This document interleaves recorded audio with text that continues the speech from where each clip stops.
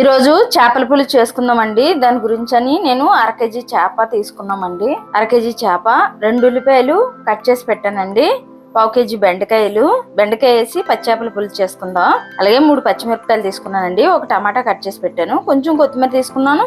ఒక వెల్లుల్లిపాయ రెంజలు తీసి పెట్టుకున్నాను. కొంచెం అల్లం కట్ చేశాను. ఇప్పుడు ఈ అల్లము, ఈ వెల్లుల్లిపాయలు, ఉల్లిపాయలు మిక్సీ పట్టుకోవాలండి. మిక్సీ పట్టేసుకుందాం. ఇంకోండి కళాయి పొయ్యి మీద పెట్టాను. 4 స్పూన్లు నూనె వేసాను. కొంచెం మెంతులు వేసుకుందాం. నూనె వేడెక్కింది. అలాగే 1 స్పూన్ జీలకర్ర కూడా వేస్తున్నానండి. ఈ చేపల పులుసుకి మెంతులు, జీలకర్రే టేస్ట్ అండి, చాలా బాగుంటది. ఇంకోండి మెంతులు వేగాయి కదా, జీలకర్ర మెంతులు. ఇప్పుడు మీకు చూపించాను కదండి, ఈ మసాలా మొత్తం పట్టాను. ఇప్పుడు ఇది కూడా మనం ఇందులో వేసేసుకుందాం. వేసుకొని కలిపేసుకుందామండి. ఇంకోండి రుచికి సరిపడిన ఉప్పు కూడా వేసేస్తున్నాను. కొంచెం పసుపు కూడా వేసుకుందాం. వేసుకొని కలిపేసి ఒక 3 నిమిషాలు మనం మూత పెట్టేద్దామండి. మూత పెట్టేస్తే ఇది మొత్తం వేగిపోద్ది, పచ్చివాసన లేకుండా. ఇంకోండి మొత్తం కలిపేసుకున్నాం కదా, 3 నిమిషాలు మూత పెట్టేద్దాం. ఇంకోండి 3 నిమిషాలు ఉన్నాం కదా, చూడండి ఆయిల్ మొత్తం తేలిపోయింది, మసాలా వేగిపోయింది. ఇప్పుడు ఇందులో మనం కారం వేసుకుందాం. 1 స్పూన్ కారం వేస్తున్నానండి. కారం వేసి కలిపేసుకుందాము. ఇలా మొత్తం కలిసిపోయింది కదండి. ఇంకోండి మీకు 3 పచ్చిమిరపకాయలు చూపించాను కదా, ఈ పచ్చిమిరపకాయలు కూడా మనం ఇలా ఘాట్లు పెట్టుకొని వేసుకోవాలండి. ముక్కలు కట్ చేయకుండా వేసుకోవాలి. అలాగే వేసుకుంటే చేపల పులుసు చాలా బాగుంటాయి పచ్చిమిర్చి. ఇంకోండి వేసేసాను. కొంచెం కరివేపాకు కూడా వేస్తున్నానండి. వేసి కలిపేసుకుందాము. ఇంకోండి కలిసిపోయింది కదా, ఇప్పుడు మనము బెండకాయ ముక్కలు వేసేసుకుందామండి. ఈ బెండకాయ ముక్కలు వేసేసుకొని ఒక 5 నిమిషాలు కలిపేసుకొని మూత పెట్టేద్దాము. మూత పెట్టేసిన తర్వాత అప్పుడు పులుపు తీసేసుకోవాలండి. ఇంకోండి మొత్తం ఇలా కలిసిపోయింది కదా, ఇప్పుడు ఒక 5 నిమిషాలు మనము ఇది మూత పెట్టేద్దాం. ఇంకోండి 5 నిమిషాలు అన్నాం కదా, ఇందాక మీకు చింతపండు చూపించలేదు. ఇంకోండి నిమ్మకాయ సైజాన్ని చింతపండు నానబెట్టాను.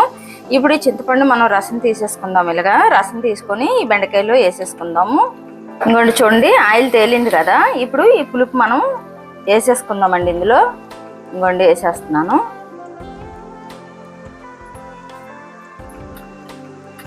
ఇంకోండి చింతపండు పులుపు మొత్తం వేసేసుకున్నాం కదా, వేసేసుకున్నాం కాబట్టి ఇప్పుడు మనం మూత పెట్టుకుందామండి. ఒక 5 నిమిషాలు మూత పెట్టిన తర్వాత పులుసు తెరలి మరుగుతుంది కదా, అప్పుడు చేప ముక్కలు వేసుకోవాలండి. ఇప్పుడు మూత పెట్టేద్దాము ఒక 5 నిమిషాలు.